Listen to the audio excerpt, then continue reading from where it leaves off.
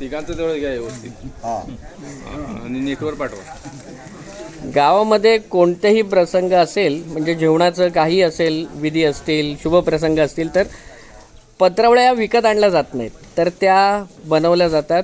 या चांदाडीच्या झाडाची जी पानं आहेत ती काढली जातात, स्वच्छ केली जातात. त्यानंतर तिला या ठिकाणी विणल्या जातात. हे बघा, आता हे दादा इथे विणतात जवळजवळ. ते आपले शिलका त्याला म्हणतात, पण त्या शिलका आपले जे बांबू असतात त्या बांबूपासून तासून बारीक बारीक केले जातात आणि त्याच्या ह्या पत्रावळ्या बनवल्या जातात. म्हणजे एकदम नॅचरल असं या ठिकाणी असतं आणि म्हणतात ना, टाकाऊपासून टिकाऊ असं, म्हणजे युजफुल असं या सगळ्या गोष्टी, या परंपरा ह्या आपल्या कोकणात जपल्या जातात आणि ही संस्कृती कायम टिकायला हवी.